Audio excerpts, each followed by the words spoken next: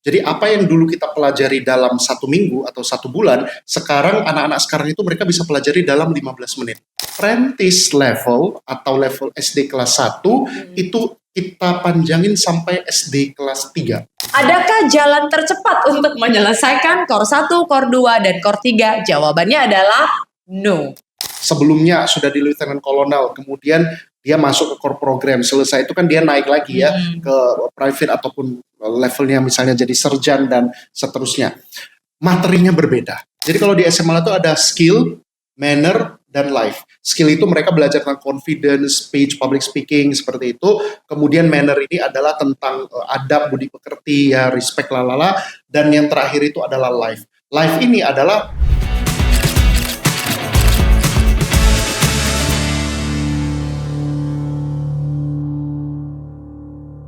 Welcome back to Making You Better You Show. Bersama dengan saya Lisa Chang dan rekan saya Steven Guntur, Chief Training Officer dari SML1.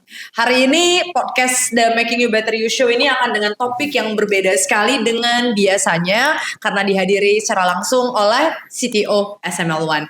Topik yang kita bahas sesuai dengan yang ada di sini, relaunching new curriculum. Kita berharap melalui podcast ini nanti bisa menjawab pertanyaan-pertanyaan kepada seluruh stakeholders yang ada di SML1 untuk mengetahui sebenarnya perubahan ini apa aja yang berubah, tujuannya berubah, nanti impactnya kepada anak-anak itu bagaimana. Oke, kita langsung saja mulai. Mungkin kita langsung ngobrol aja ya, Sir Steven ya. Oke. Sir Steven, there is a lot of questions yang datang dari stakeholder yang ada di SML1.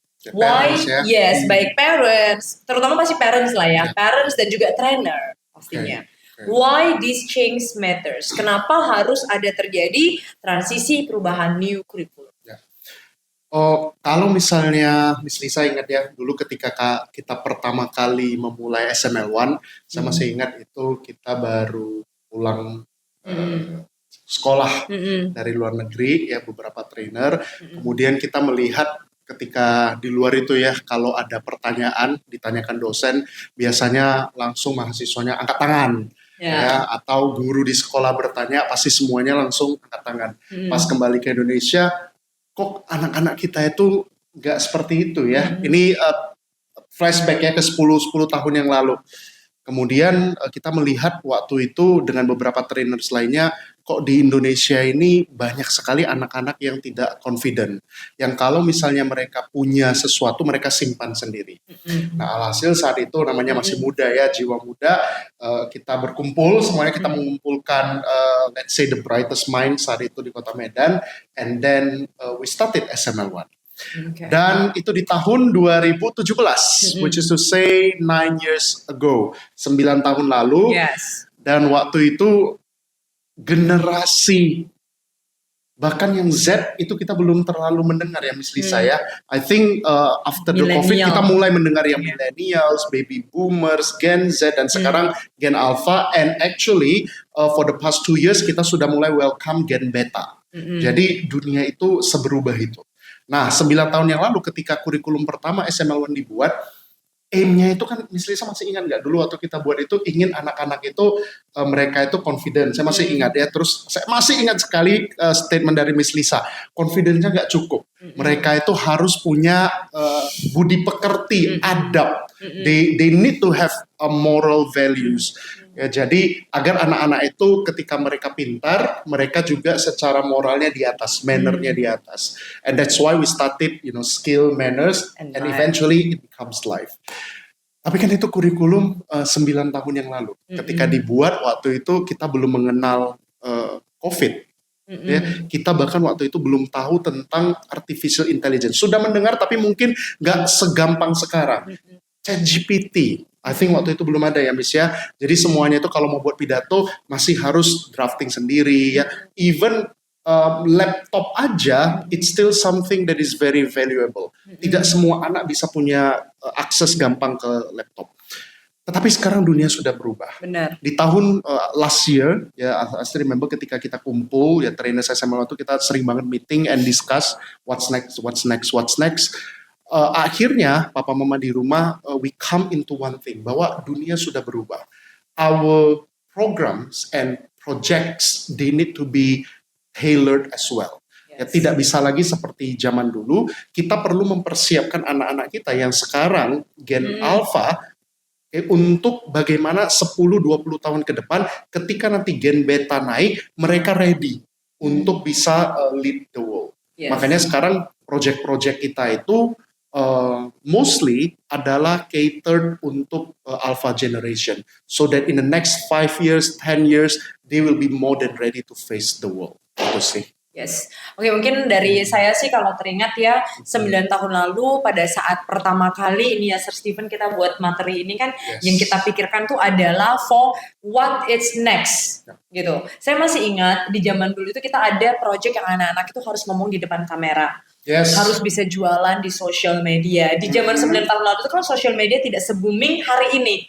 Yang mana people should sell everything, right? Dan Instagram belum ada Instagram Live. Ya, belum sangat benar-benar dimaksimalkan untuk they can earn money from that gitu kan. Tapi waktu itu TikTok masih dicemooh, ya nggak Miss Lisa? Ingat yang kayak racun nggak? Dan waktu itu kalau anak main TikTok itu bisa dibully. Dan sekarang TikTok becomes money generating machines. So I think yang mungkin mau saya highlight di sini itu adalah in SML1 sendiri, what we do the curriculum kenapa ini change? Karena what we think is not only for now, but is for 10 years ahead. Jadi flashback 9 years sebelumnya itu yang kita buat itu sebenarnya untuk mengcounter anak-anak untuk kedepannya. Dan dari hasil anak-anak kita graduate it's proven right kalau anak-anak ternyata mereka bisa menunjukkan confidence mereka, they having the good manners, dan mereka bisa juga untuk what we call it's like self-realization. Mereka bisa survive lah kalau kita bisa bilang dengan apa yang mereka dapatkan di SML1 di dalam kehidupan real life-nya like nowadays. So that's why SML1 have this change new curriculum dengan harapan apa yang new curriculum ini untuk bisa me-encounter anak-anak nanti ke next-nya. It's not only for now. So all parents, karena dunia terus berubah, kita berharap perubahan new curriculum ini akan menjadi satu pintu yang lebih terbuka lagi kepada anak-anak untuk bisa belajar lebih dan lebih. Karena yang mereka pelajari bukan untuk hari ini aja, nanti untuk kedepannya. Gitu. Oke? Bahkan kemarin ya ada pertanyaan ya dari orang tua, what's the result? Ya ada orang tua yang bertanya, ya Sir, sekarang kan kalian udah meluluskan beberapa anak ya yang udah lulus level general, what's the result ya? I think I can proudly I can proudly say we got a lot of feedback actually dari murid-murid yang udah tamat general yang sekarang berkuliah ya di luar negeri. Ada yang mengatakan bahwa thanks to projects at SML1 mereka sangat confident, dan pada akhirnya mereka mendapatkan exchange programs, ada yang mendapatkan scholarship, and largely they mention that they owe it to SML1's progress. Ya, apa yang terjadi. Makanya dulu kalau kita ingat 2017 ya Miss Lisa, I think SML1 that time was probably the only school of the first. I can't claim it because I did not try to down who is the first or whatsoever, tapi yang menggabungkan ada skill ya, gimana anak-anak mereka bisa belajar untuk increase their confidence, but at the same time mereka juga harus maintain and shape their manner. Ya, jadi bukan cuma otaknya jalan, tapi adabnya juga bagus ya. Jadi bukan hanya pintar diri mereka sendiri, tapi mereka juga harus menjaga marwah mereka dan membawa teman-teman di sekitarnya, lingkungan di sekitarnya untuk menjadi lebih baik. Dan proyek-proyek itulah yang membuat anak-anak sekarang ketika mereka kuliah di luar negeri, feedbacknya itu ya buat saya, I feel very happy, proud. I feel very proud. Makanya sekarang ya apapun yang terjadi di dalam hidup, I think SML1 has to survive, because it changed a lot of youngsters. Yes.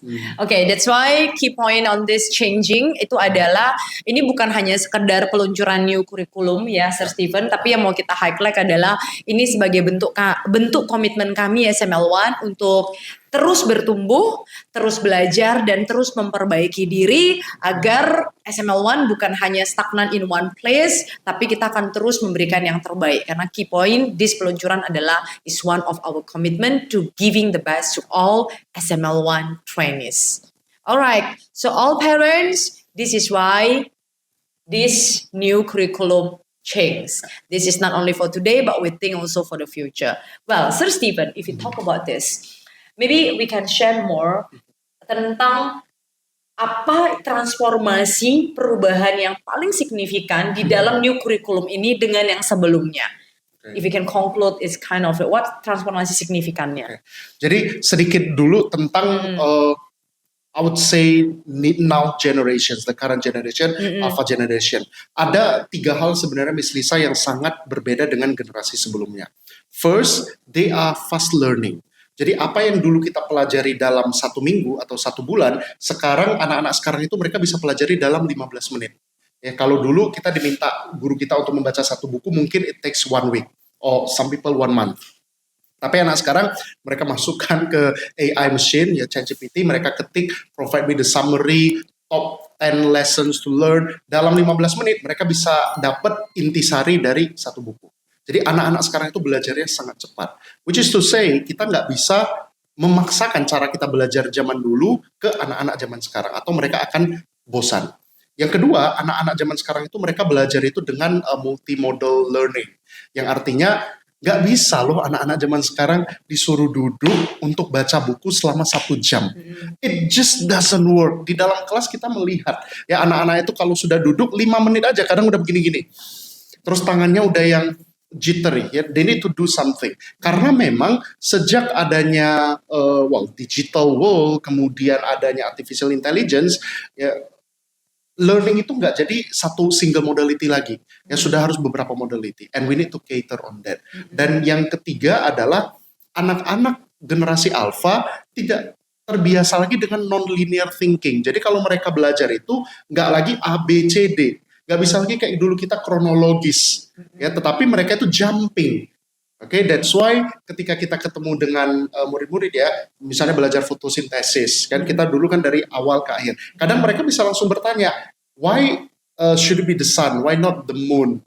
Ya, kenapa harus laut? Boleh nggak sungai? Jadi kita lagi ngajarin something, otak mereka itu udah mikir bercabang-cabang ke sana kemari. Dan kalau kita merasa mereka nggak belajar, enggak, karena mereka mengerti juga. It's just different way of learning. Nah, sehingga dari background ya, simple background ini kemudian digabungkan dengan cognitive learning yang baru, psychosexual stages ya, yang tahun ke tahun sebenarnya I think it's proven that we come up with a new things ya, yang sekarang di mana untuk apprentice level atau level SD kelas 1 itu kita panjangin sampai SD kelas 3. Jadi kalau dulu kan SD kelas 1 dan SD kelas 2, sekarang SD kelas 1, kelas 2, kelas 3, the first 3 years in primary school, itu mereka masuk ke apprentice. Ya, dimana kalau apprentice, belajarnya itu trainer, guided-nya itu let's say 70-80%. Oke, jadi ada trainer di dalam kelas, kemudian melihat, oh anak ini butuh mengerjakan project ini, mereka harus selesai skill ini, skill ini, skill ini. Jadi masih ada di-guided oleh trainers largely. Kemudian setelah SD kelas 4 or the 4th year, 5th and 6th, 4, 5, 6, ini mereka masuk ke core program. Ya kalau dulu itu anak mereka mengerjakan proyeknya sendiri, ya diberikan tanggung jawab untuk menyelesaikan proyek. Tetapi di kurikulum baru ini trainersnya masih tetap guided, cuman tidak seperti apprentice lagi. Ya let's say 50-50. Jadi anak-anak itu mereka tetap harus bertanggung jawab terhadap diri mereka sendiri, tetapi trainers masih tetap ikut andil. Guidance-nya tetap ada agar mereka menyelesaikan satu project, dan kalau ada kesulitan di sub skill ini itu diisi, di sub skill ini itu diisi. Ya, makanya untuk di core 1, core 2 dan core 3 Miss Lisa, di setiap bulannya meeting pertama itu anak-anak akan speech drafting bersama-sama. Ya, kalau Miss Lisa masih ingat ya, saya pernah dulu sharing ya ke trainers kita bahwa anak-anak zaman sekarang itu banyak yang gadget, susah typing, menulis yes. dengan tangan. Agree. Karena mereka terlalu sering mengerjakan segala sesuatu itu dengan mengetik. Yes. Ya, sehingga ketika mereka melakukan seperti kaligrafi, it just annoys them so much. That's why we want to bring them back, karena ada beberapa penelitian yang menunjukkan bahwa neuroplasticity atau kemampuan sel otak itu untuk meregenerasi, mengkonek diri, sinaps-sinapsnya itu bekerja, itu ada hubungannya dengan menulis, penggunaan jari untuk menulis. Yes. Mereka harus megang, menekan, and then they need to draft. Alright, that's why di core program speech drafting itu menjadi satu hal yang sangat penting. Kalau dulu kan anak mereka mengerjakannya di rumah, sekarang nggak lagi. Mereka setiap kali bertemu di SML1, they have to draft their speech. Ya, jadi mungkin itu perubahan terbesarnya. Apprentice menjadi 3 tahun, kemudian junior itu tidak ada lagi. Ya, kita ubah menjadi core program selama 3 tahun, baru kemudian Orator Society masuklah ke youth.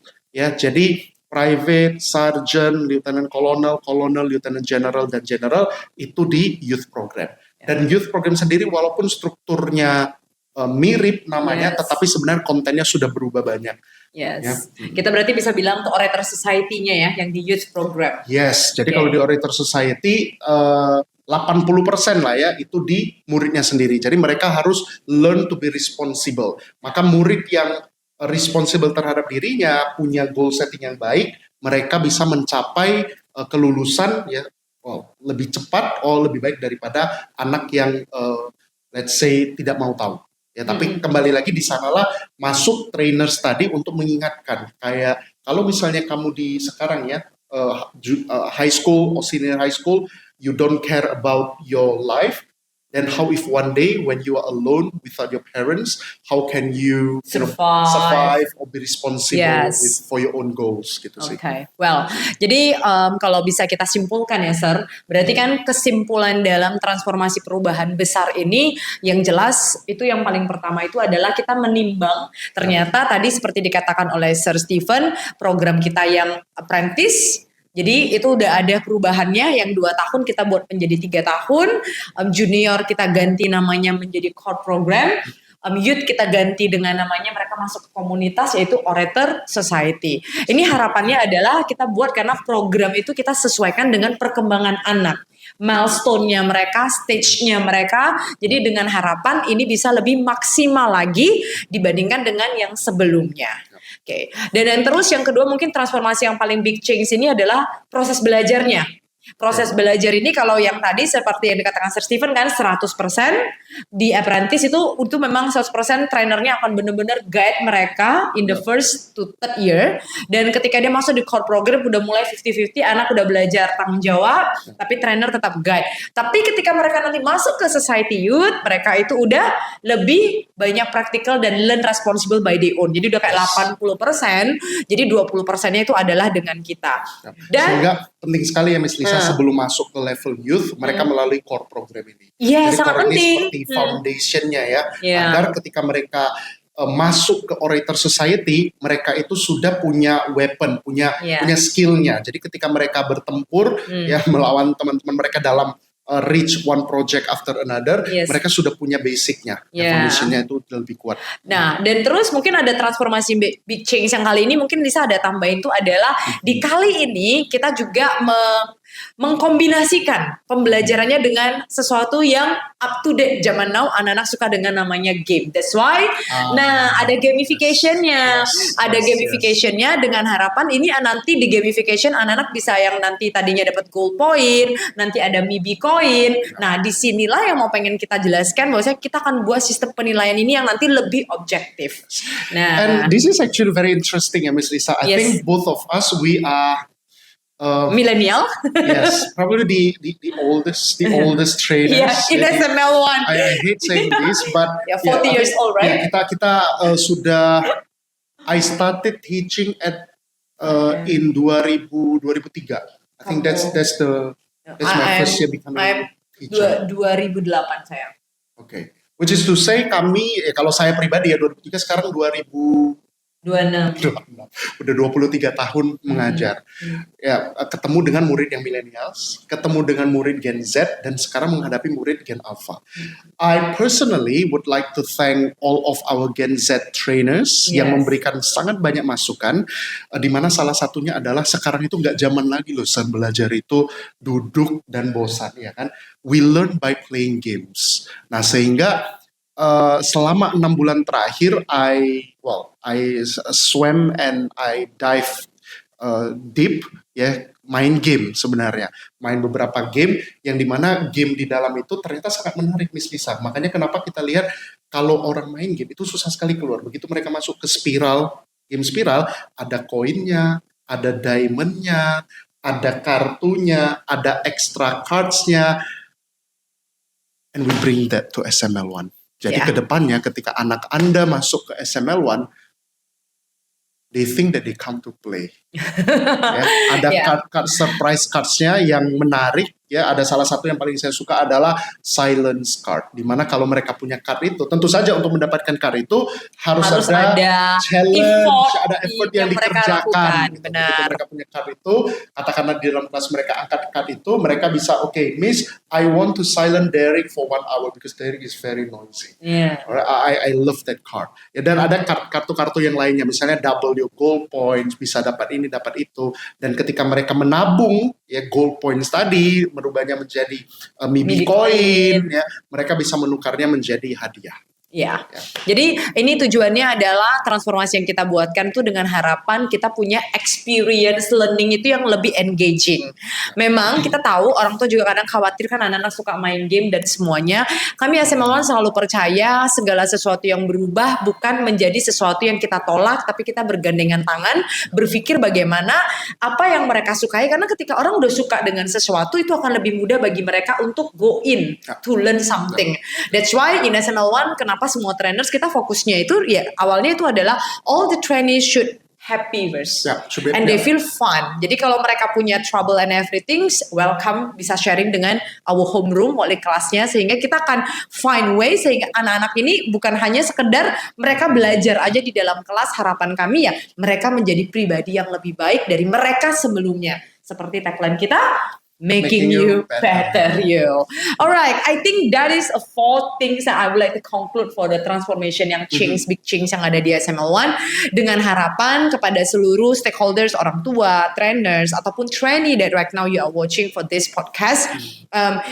Perubahan ini awalnya pasti akan sedikit mengganggu karena adaptasi kan. Well, change is never, it's never comfortable. Yes. Change is never comfortable. Namun percayalah ketika ini diambil sebagai challenge, you will feel like it's nice. Yeah, yes, you like or dislike, we will change this. Karena suka atau tidak suka, kita tujuannya untuk memberikan satu dorongan. Ayo kita harus menjadi yang lebih baik lagi. Jadi pembelajaran fokus ini kita berharap semua stakeholders, baik orang tua, baik para trainer, and you as a trainee, we will do it together. Karena project yang ada di SML1 kedepannya akan melibatkan seluruh stakeholders yang ada. Okay. Again, we are changing for the better, ya, dan perubahan ini juga baru akan mulai di term ketiga, yaitu starting September 2026. Namun untuk apprentice akan dimulai Juli 2026.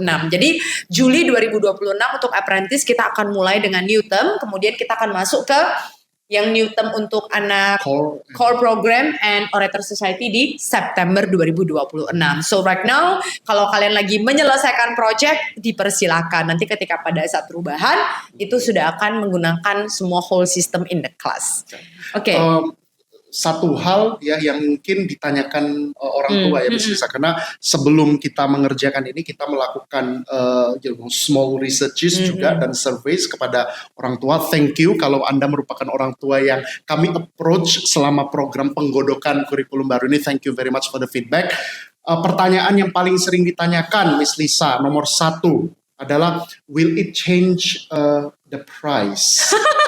Itu yang karena yes, I was actually the lead researchers ketika mengerjakan ini, dan pertanyaan selalu itu ya. Mungkin yang saya tanya mama-mama kali ya. Jadi pertanyaannya, Sir, berarti kalau ada kurikulum baru harganya berbeda. Ya. Oke, mungkin kalau jawab seperti ini ya, jawabannya adalah harga tetap mengacu price list di tahun 2026. Artinya ya harga uang lesnya tetap sama. Ada yang berbeda hanya satu dengan paket pembayarannya. Selama ini apprentice ketika bayar itu kan satu paket itu per 3 bulan gitu ya.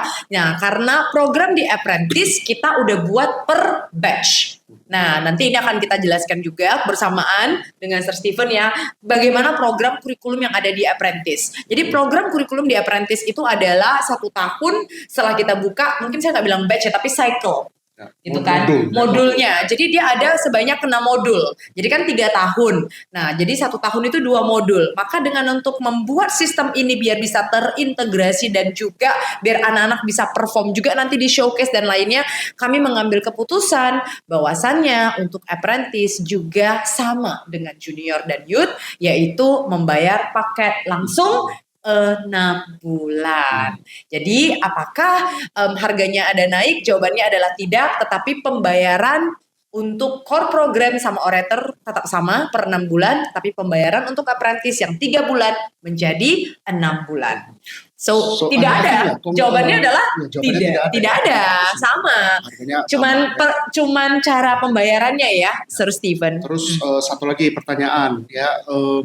Ketika kan tadi kita cerita tentang game ya, mungkin karena the process of making games ini very complex ya, ada orang tua yang nanya, Sir, ketika nanti ada gamification apakah perlu ada tambahan bayaran? Kan itu ada gold points, ada maybe coin ya, terus dapat hadiah, begitu mereka mengumpulkan koin-koin ini bisa menukarkan menjadi hadiah, itu dicaskan ke mamanya enggak? Nah, itu gimana Miss Lisa? Sir Stephen kalau nanya uang langsung ke saya ya, Sir. Iya, karena ketika ditanya saya bilang, oh, this is part of the research about the finance later ya at the end. Oke, untuk seluruh orang tua dan kita sangat thank you banget for your trust. Jadi pertama kali ketika kita buat new curriculum ini tidak ada langsung di benak kita itu focus of the changing price. Karena fokus kita itu adalah how to make this one more is to make it better, lebih baik lagi dari kurikulumnya, dari sistemnya dan semuanya. So, apakah ini ada tambahan? Jawabannya juga tidak, karena itu udah di dalam satu paket. Bagaimana di dalam satu paket lesnya. So all the parents you don't need to worry. Toh yang mendapatkan ini balik lagi dari dulu SML1 juga sudah melakukan hal-hal seperti ini untuk memberikan penghargaan kepada anak-anak. I think our ultimate goal itu adalah we want to create a better generation in this country and in the world. So of course money is important, but eventually what we want is the result. I think when we see students, they behave, they are transformed, it gives us another pride that no money can buy. I do agree with that. That's why jujurly kan Sarah, waktu kita di awal kita sama sekali nggak terpikir price dan lain-lainnya. Like there is no. Karena yang kita fokuskan tuh adalah gimana buat sistem ini lebih baik lagi. Gitu. Jadi tapi ya tahun 2027 dan tahun 2028 seperti biasa nanti paling ada adjustment aja setiap tahunnya perubahan dalam uang les gitu. Tapi di sini kalau untuk pembayaran itu tidak ada, cuman hanya jenis paketnya dibayar per 6 bulan ya. Oke Mama, tenang saja. This is still the way it is. Because key point-nya adalah as long as parents support, we also so happy already.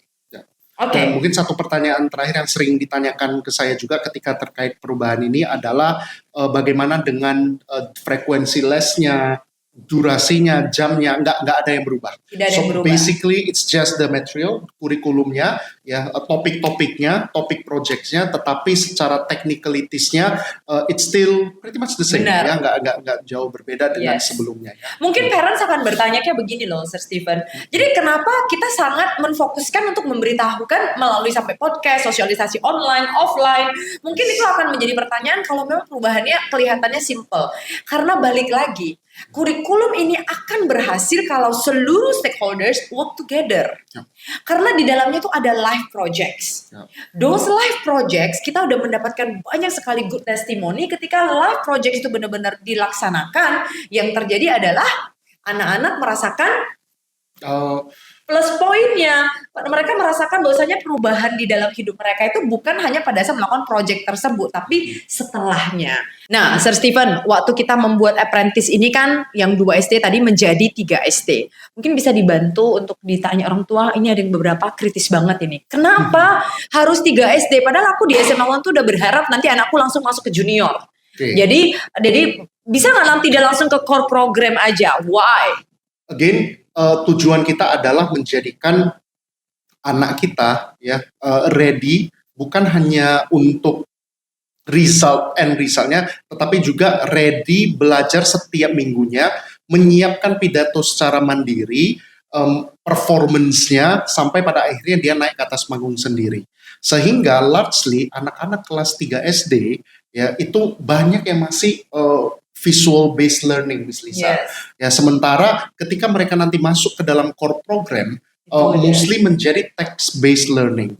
Ya pada akhirnya kita mengambil keputusan ya setelah diskusi dengan banyak trainers dan juga orang tua bahwa SD kelas 3 akhirnya kita tetap stay-kan dulu di apprentice level, tetap belajar. Jadi apa yang dipelajari itu sebenarnya moving forward ya, tetapi mereka masih lebih ke visual based learning tadi, baik dalam speech preparation-nya, tampilan di depannya dengan pressure yang tidak setinggi anak core level. Kemudian kalau misalnya kita lihat terkadang ya memang ada anak yang terlihat pintar, terlihat lebih advance, but again kognitif mereka belum tentu sama dengan psychological way of learningnya di dalam kelas. Ya sehingga topik-topik pidato yang dibuat, apa yang mau dibahas di dalam kelas itu bisa jadi belum siap meskipun secara knowledge mereka jauh lebih advance dibandingkan teman-teman seumurannya. Oleh karena itu diambillah keputusan bahwa anak SD kelas 3 we are staying first in apprentice. Ya, the complexity is moving forward, but then di dalam kelas their classmates will still be primary students like younger students. Ya, jadi untuk orang tua yang anaknya sekarang di apprentice, dan mungkin satu highlight itu adalah kenapa kita ambil sampai 3 SD ya, Sir Stephen. Kata kuncinya biar mereka punya fondasi itu lebih kuat lagi. Gitu, karena kan masih 100% di-guide oleh trainer di dalam kelas, sehingga ketika fondasi nanti itu dia kuat, transisi dia itu akan lebih kuat lagi. Dari nanti dia masuk ke text based learning akan lebih bagus tentunya. Ini juga berdasarkan hasil evaluasi kita dengan harapan si anak dia lebih siap masuk ke program core nanti. Nah, next kita masuk ke core program, Sir Stephen. Core program ini kan ada core program 1, core program 2, core program 3. Core 1, core 2, core 3 ya. SD kelas 4 sampai 6. Nah, now my question yang banyak bertanya itu orang tua yang sekarang anaknya lagi di SML 1 di antara kelas 4 sampai 6 SD. Gimana ini? Nanti anak sekarang saya udah 5 SD. Nanti dia masuknya ke core berapa? Nah, jadi we totally understand ya ada anak yang sekarang udah di SML 1 yang sudah ada levelnya. Yang mungkin di sergeant, mungkin sekarang di lieutenant colonel, next-nya bagaimana. Jadi balik lagi ya ketika nanti mereka diasimilasikan masuk ke dalam core level, itu akan dilakukan penyetaraan. Ya, jadi kita akan mensinkronkan skills apa ataupun performance level apa yang sudah mereka capai, kemudian itu akan dimasukkan ke dalam core level sesuai dengan di mana mereka berada saat itu. Ya, jadi tidak usah takut, nanti kami dari SML 1 itu akan membantu menempatkan anak sesuai dengan levelnya. Agar ketika mereka masuk core level, mereka akan belajar apa yang mereka belum kuasai. Kalau mereka sudah bisa, then they will go and pass through that. Berarti dengan arti kata, dia itu tidak wajib akan langsung dari mulai core 1. Ini tidak, khusus untuk anak-anak yang sudah les di SML 1 saat ini ya. Namun kalau misalnya untuk anak baru ya, mereka mau datangnya kelas 6 SD, tetap mulai dari core 1. Gitu. Jadi mungkin ini sedikit perbedaan ya. Siapapun yang masuk dari kelas 4 sampai 6 SD di SML 1 di new curriculum tetap wajib mulai dari core 1. Namun untuk orang tua yang saat ini anaknya sudah les, kita akan melakukan penyetaraan dari tim training, dari timnya Sir Stephen. Nanti kita akan lihat ini anak cocoknya di core 2 atau di core 3. Nah, ada lagi yang kemarin nanya. Jadi kalau saya memang rasa core ini kan membuat dia makin oke biar transisi lebih kuat lagi kan ke kelas remaja. Kalau anak saya udah kelas 6 SD, dia core 3-nya belum kelar nih. Nah, dia pengen lagi core 3-nya ini mau diperasa dulu, tapi dia di SMP 1. Boleh nggak ya? Nah, kembali lagi sebenarnya ini kita akan diskusi nantinya, karena core 3 itu kalau tadi ya trainers itu masih largely interfere 50-50. Sementara di Orator Society itu diharapkan anaknya sudah bisa mandiri. Which is to say 80% mereka harus bisa responsible untuk pengembangan diri mereka, majunya mereka. Nah, sehingga ketika kita menempatkan anak di Orator Society itu sangat tergantung dengan anaknya. Makanya kadang orang tua itu ingin, saya mau anak saya lebih cepat maju, atau menurut trainers anaknya sudah oke nih, udah bisa maju, tapi orang tuanya minta, sir ulang lagi deh, nggak apa-apa, saya nggak perlu cepat-cepat. Again, we need to discuss this, karena terkadang we look at the children, we look at the teenagers, it's not about the parents ya. Sering ya Miss Lisa, kadang di dalam kelas kita bertemu dengan anak-anak yang very competitive ya, very advanced, tapi ketika di rumah ditanya orang tuanya, mereka cuman how is your SML one day? Mereka yang hanya kelihatannya acuh tak acuh, ya, nggak mau tahu, ya, nggak kompetitif. Tetapi ketika di dalam kelas sebenarnya mereka oke. Ya, jadi that's why di SML One kita itu sering banget ya menghubungkan trainers dengan orang tua. Ada lewat parents trainers meeting, ya, di mana setiap term pasti ada parents trainers meeting. Kemudian 2 bulan sekali tetap ada laporan kepada orang tua melalui homeroom trainer.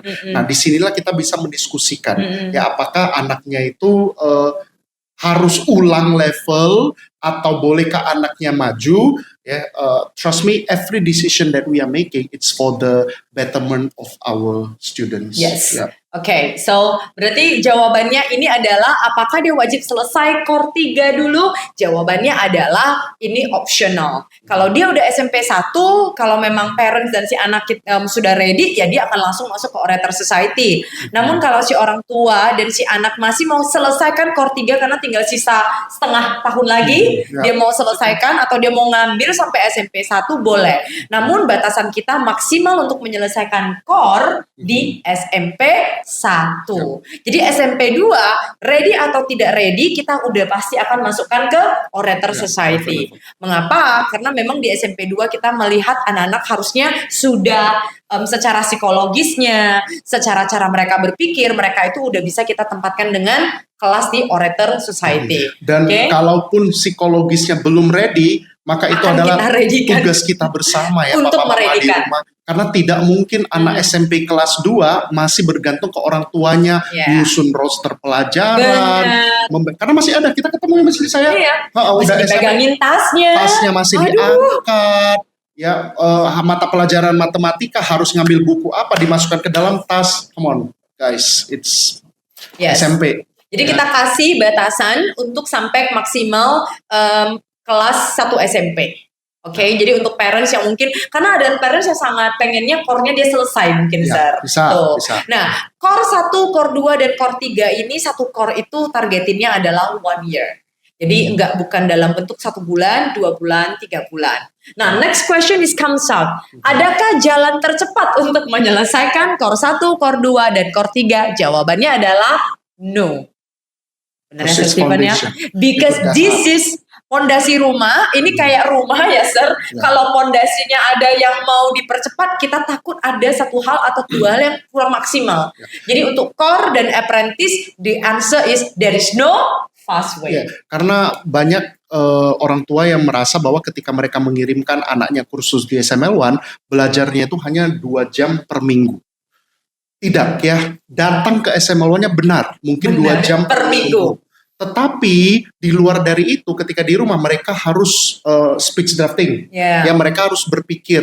Nanti kalau mau buat project, idenya apa ya, cara mengerjakannya bagaimana ya, eksekusinya bagaimana ya. Nah itu dikerjakan di luar SML1. Ya, jadi ketika mereka datang ke SML1, mereka bertukar pikiran, ya, bertemu dengan gurunya, berdiskusi. Jadi sebenarnya belajarnya itu tidak 2 jam per minggu. Ya, bahkan untuk anak-anak yang level tinggi, ya, yang secara competence lah, kompetensinya ada, itu kita banyak sekali volunteer session ya Miss Lisa ya. Ketika misalnya kita ada kunjungan ke panti jompo, ke panti asuhan, kita libatkan mereka.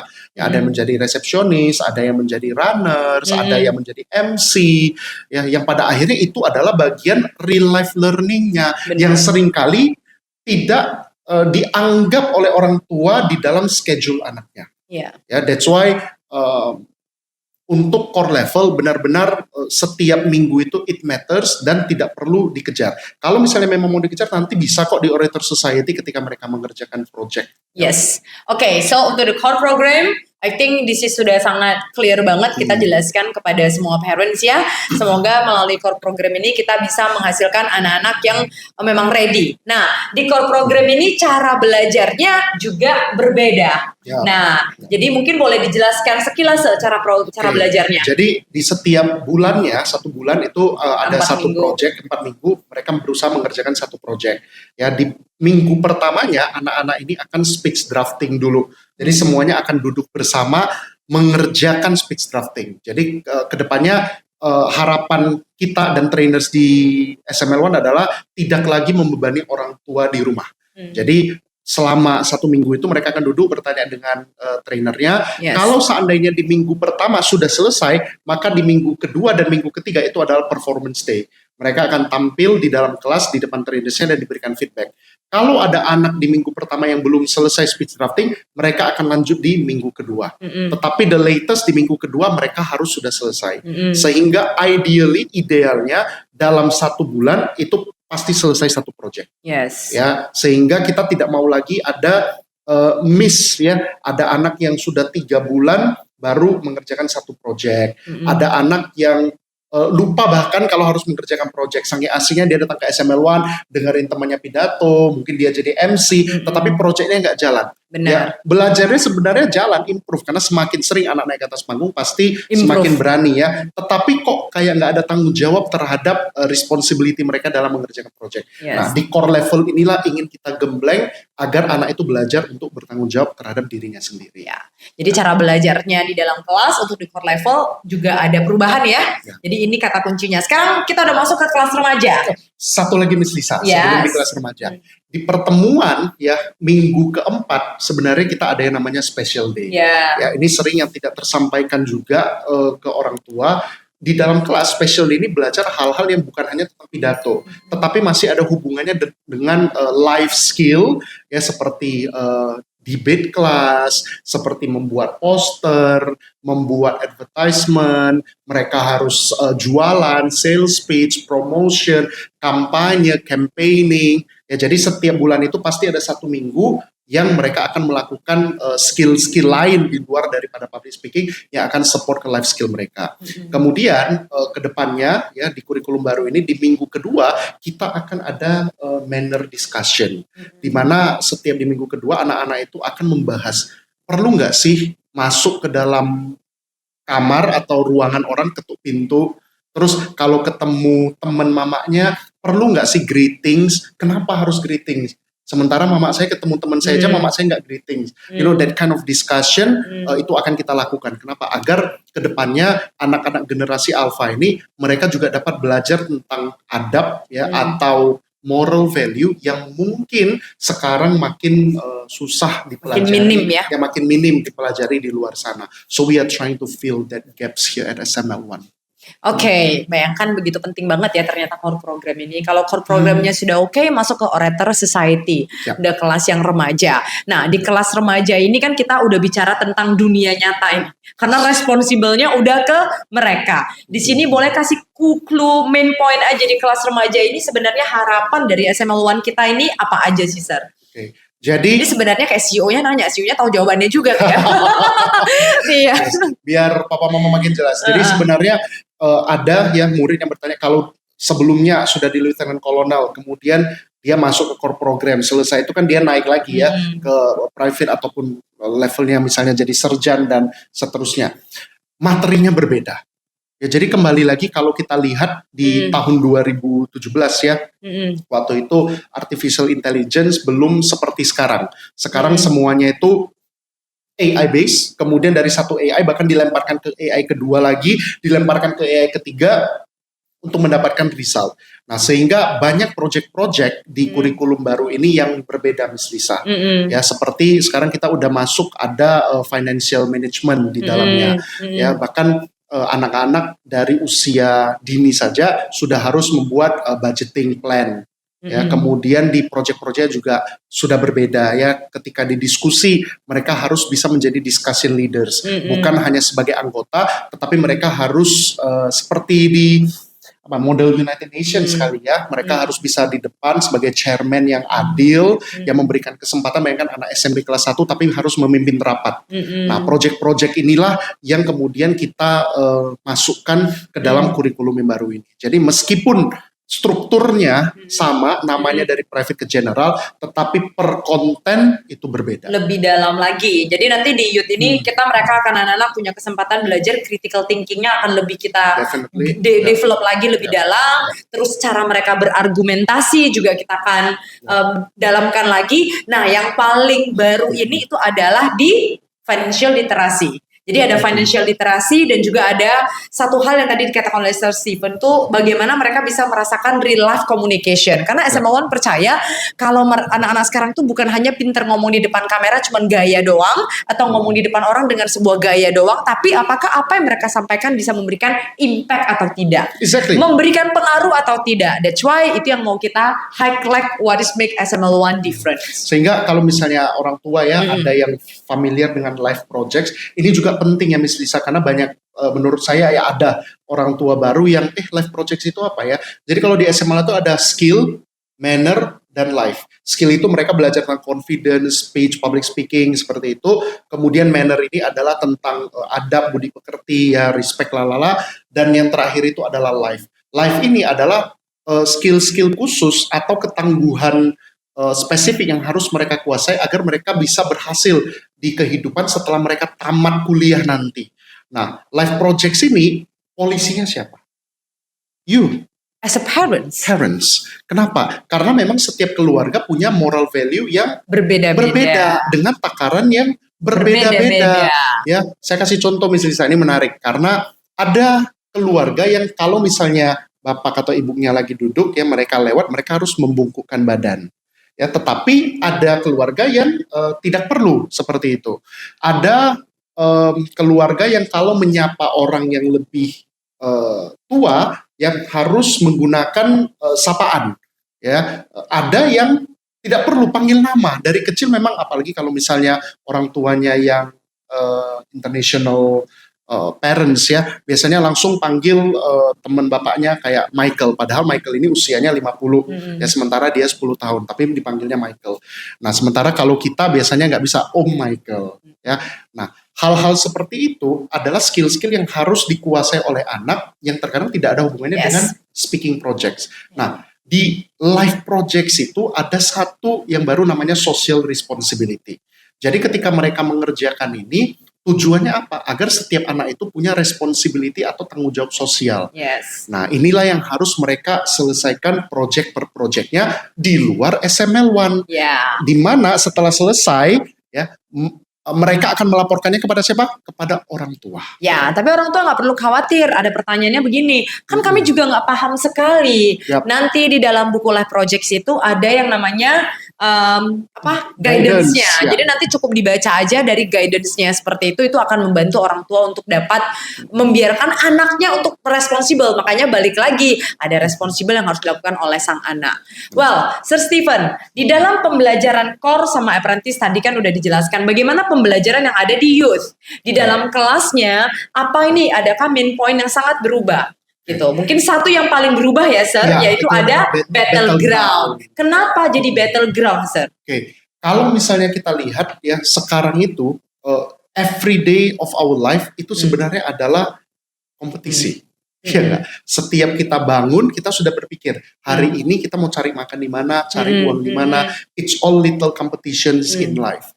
Oleh karena itu, setiap anak datang ke SML1, we want to create the sense of competition. Agar jangan anak setiap ada kompetisi, mereka bilangnya, nggak mau.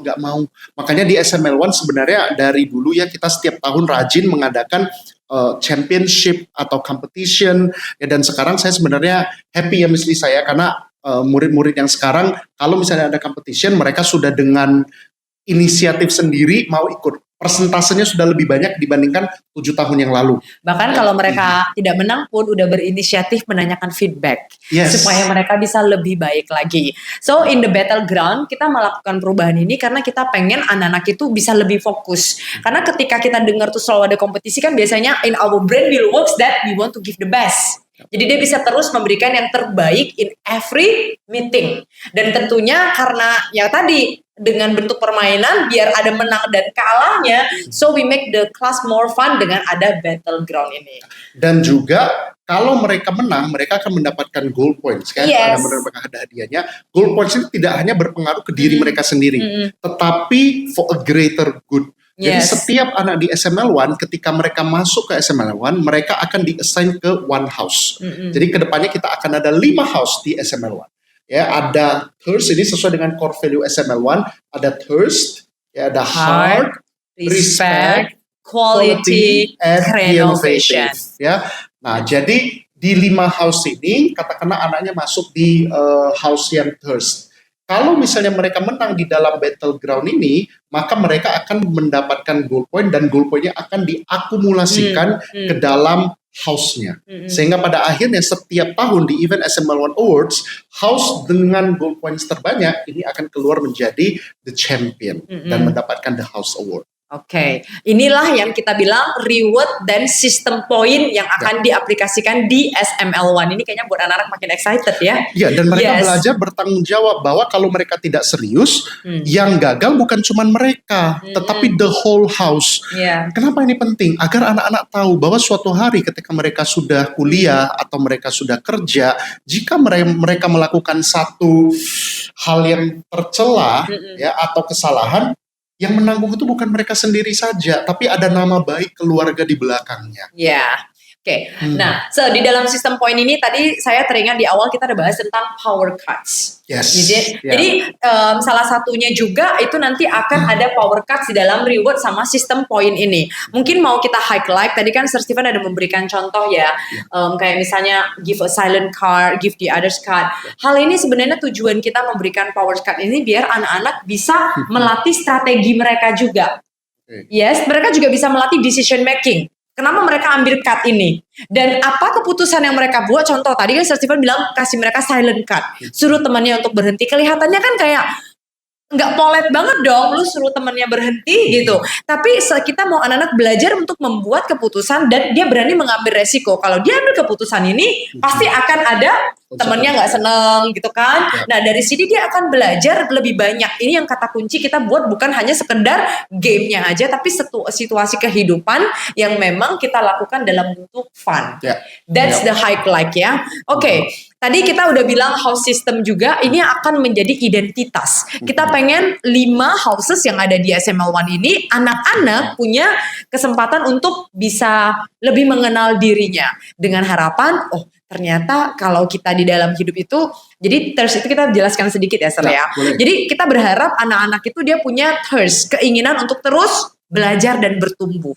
Tuh. Kita pengen anak-anak melakukan sesuatu itu dengan menggunakan hatinya. Heart. So use their heart to do something. Karena bagaimanapun logic still need, but believe and trust, logic only sometimes is not always work. That's why kita butuh bukan anak-anak kalau dia udah logic, dia merasa pintar, dia juga harus punya namanya respect. Kalau anak-anak bisa respect bukan hanya kepada orang tua dan orang sekitar, bahkan mereka kita harapkan bisa respect diri sendiri. Bagaimana dia bisa menghargai diri sendiri. Nah, ketika dia udah mampu menghargai diri sendirinya, kita juga nggak mau yang penting bisa aja jadi orang, tapi bisa yang punya kualitas. Ketika dia keluar menjadi SML1, harapan kita anak-anak ini bisa menjadi pribadi yang berkualitas. Memang bisa berkualitas itu apa? Bisa memberikan dampak kepada dirinya dan juga orang-orang yang ada di sekitarnya. Ketika dikasih sesuatu itu bukan asal jadi. Last but not least, dunia terus berubah. Kenapa kita butuh anak-anak juga bisa kreatif gitu. Jadi kreatif yang bukan hanya perubahan untuk satu hal yang simple ini, tapi kenapa ya ini dilakukan more kreatif, even in their speech. Dari situ kita bisa melihat creative thinkingnya mereka. Itulah core message yang ingin kita memberitahukan kepada orang tua dengan harapan punya value-value ini bisa membentuk mereka. Harapan kami sebagai guru ya, anak-anak sekeluar dari ini ya mereka bisa menjadi pribadi yang lebih baik dari mereka sebelumnya. Oke, untuk menutup sesi kita ya Sir hari ini dengan pertanyaan-pertanyaan dari orang tua gitu. Seberapa besar sih peran orang tua di dalam satu kurikulum yang ada di SML1 ini?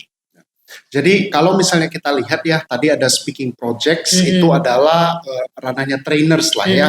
Tapi ada sebagian dari learning SML1 live projects. Walaupun tentu saja di dalam kelas anak-anak ini mendiskusikan live project, tetapi again the real master of live projects itu adalah orang tua sendiri. Makanya kenapa sekarang kalau murid-murid SML1 ingin les di SML1 ya, ingin sekolah di SML1, itu ada parents agreement, harus menyetujui dulu karena ingat di sini orang tua itu SML1 bukan menggantikan posisi Anda sebagai orang tua, but we are partner.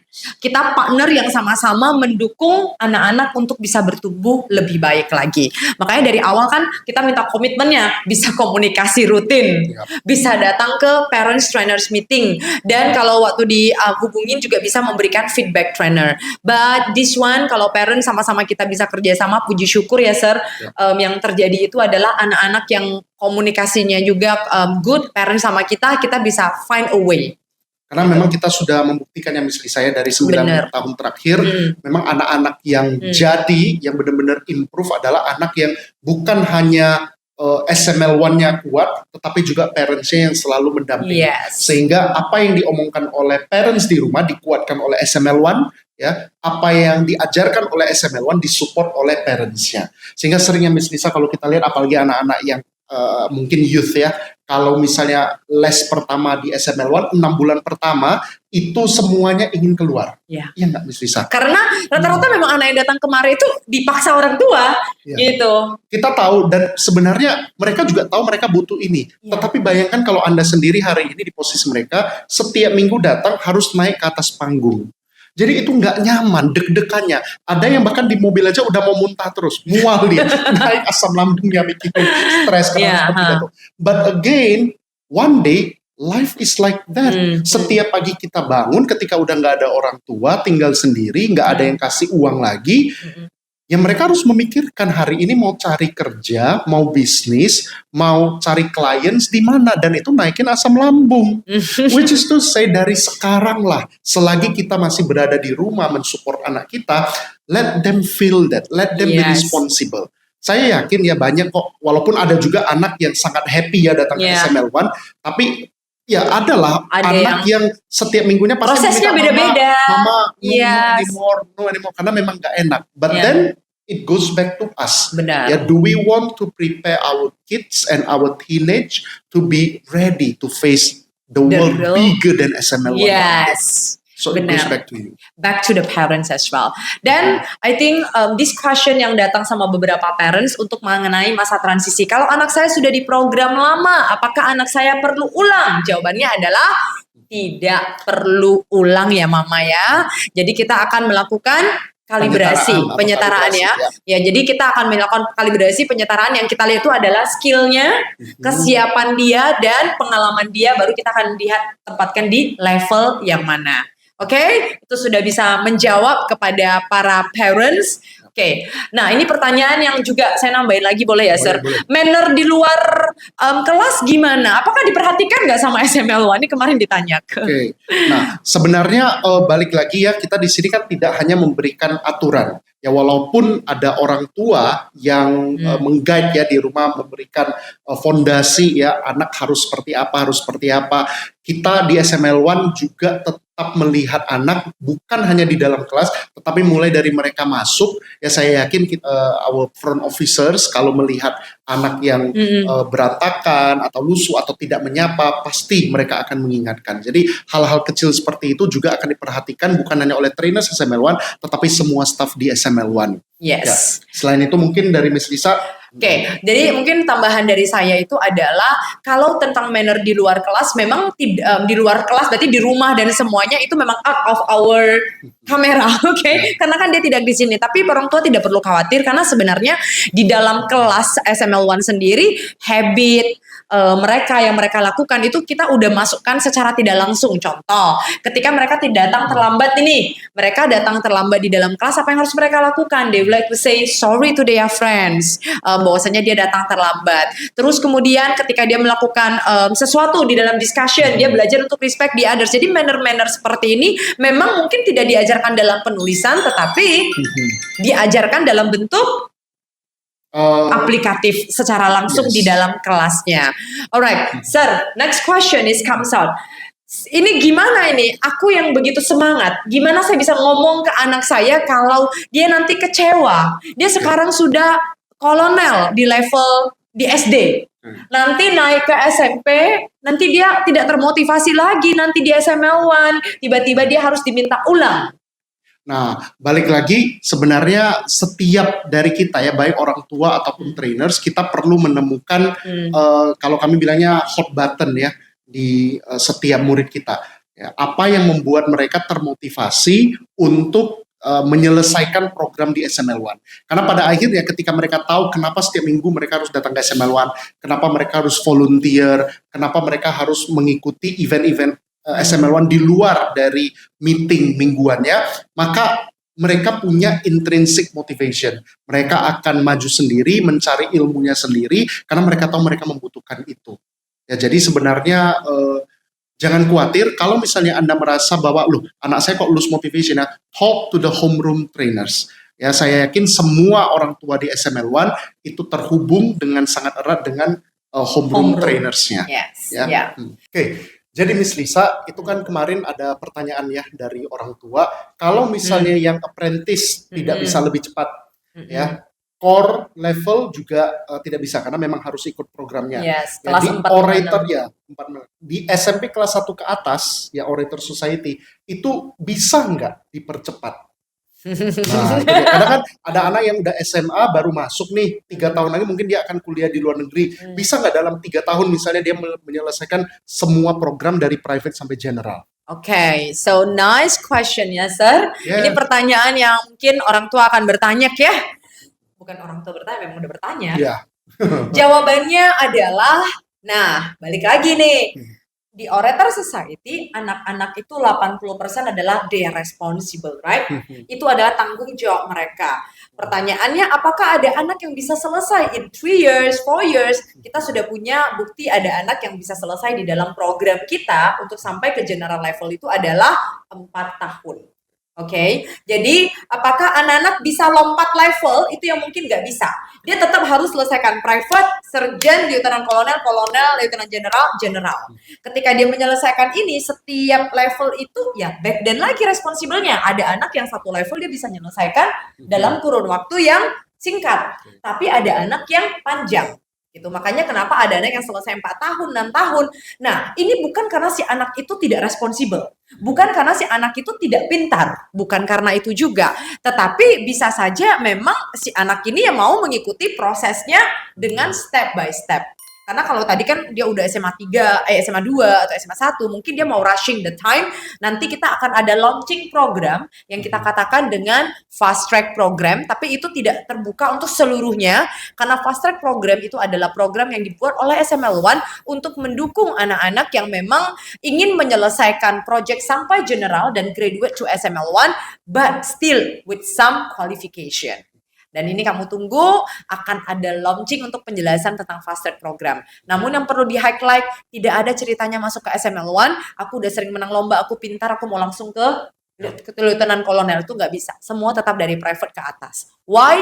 Karena memang sistem yang kita buat di sini, kita berharap anak-anak punya fondasi sesuai dengan kurikulum yang dibuat oleh SML1. Kurikulum SML1 itu dibuat berdasarkan apa? Berdasarkan dengan teori dan praktek lapangan yang sudah kita buktikan juga. Dan satu hal yang sering orang tua lupakan adalah SML1 ini bukan hanya sekolah public speaking. Yes. Public speakingnya ada, confidence-nya ada, tetapi juga ada manner growth, dan juga ada life projects. That's why we call more than just public speaking gitu. So if you think hanya bicara saja, bukan itu kata kuncinya.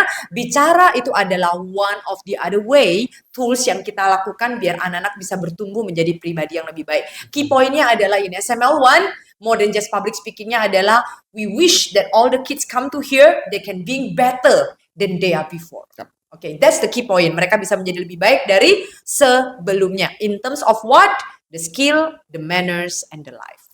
So to all parents, jadi untuk menjawab yang ini yang terakhir ya, karena kita yakin perubahan ini akan membuat challenge banyak hal, bukan hanya kepada parents, tapi juga orang tua dan juga trainer kami juga mendapatkan challenge yang baru. So everyone, we do this things change together. Berharapan challenge yang kita buat ini bukan hanya untuk hari ini, tapi ke depannya. Balik lagi kepada orang tua semuanya, kami sangat terbuka dengan komunikasi yang open communication. Kalau parents masih punya hal-hal yang ingin disampaikan kepada kami, feel free boleh langsung kontak kepada tim kami di training coordinator kami, ataupun mungkin mau lebih ngobrol dengan Jovita, Sofia, atau Aurel, dipersilakan juga langsung menghubungi. Kita sangat open sekali dengan harapan perubahan kurikulum ini masih ada sekitar 5 bulan ke depan untuk masa transisi untuk kelas core dan juga kelas Orator Society, dan 3 bulan lagi untuk kelas apprentice. Nah, jadi kita gunakan masa-masa ini, kita bisa sangat open communication, karena mungkin nanti akan ada challenge baru, ada kebiasaan baru, adaptasi baru. Ini semuanya bisa kita hadapi. Kita harus ingat highlightnya adalah this is bagian dari pertumbuhan. It's part of the growing. Yeah. Change is never comfortable, Bener. but we are changing for the better. Yes, and Mama, Papa, you are not alone. We are with you. So no worry kalau find any things that we are so open for this communication. To close for today's sessions, untuk kepada seluruh papa mama dan trainee, mungkin kamu juga mendengarkan and everyone listens to this podcast. I would like to say thanks to Sir Steven. Di sela kesibukannya juga berusaha untuk mengambil waktu ngobrol. Harapan kami kepada seluruh orang tua yang ada di SML1, baik di Tritura, baik di Center Point, baik pun di Cemara Asri, kita di sini ingin mengajak kepada seluruh orang tua, SML1 hadir bukan hanya sekedar mengajarkan anak-anak untuk mahir bicara di atas panggung. Oke, kami berharap anak-anak bisa bertumbuh bukan hanya untuk mahir, tapi kita juga mau mengasah cara mereka berpikir, cara mereka membuat sebuah keputusan, dan cara mereka bisa menjadi a person. Jadi seorang manusia, dan perjalanan ini kita tidak bisa lakukan sendiri. Kita butuh siapa? Trainer. Kita butuh siapa lagi? Sistem yang ada. Kita butuh siapa lagi? Trainee, murid-muridnya. Kita butuh keluarga besar SML1. Yang paling penting adalah kita juga butuh dukungan Anda, Papa dan Mama. Terima kasih atas sesi hari ini. Mungkin ada hal yang mau disampaikan juga oleh Sir Steven? Tentu saja perubahan kurikulum ini bukan sesuatu yang nyaman-nyaman saja untuk semua orang, ya. There are a lot of changes in the systems and also in the materials, tetapi technicalities-nya sebenarnya tidak banyak berbeda, ya. Yang kami minta dari orang tua adalah kesiapan untuk menerima bahwa anak Anda datang dan lahir di generasi yang berbeda dengan Anda dulunya, yang mana cara belajar anak kita sudah berbeda dengan cara belajarnya kita. Dan kalau dunianya berubah, maka cara menambah ilmunya juga berubah. Inilah yang ingin dijembatani oleh SML1 untuk anak-anak kita ke depannya. Agar kelak mereka menjadi lebih siap, lebih tangguh, dan lebih berhasil lagi ketika mereka suatu hari meninggalkan kita untuk menjemput impian dan dunianya. Oke, thank you untuk semuanya yang sudah mendengarkan. Sampai jumpa di episode berikutnya di Making You Better You Show.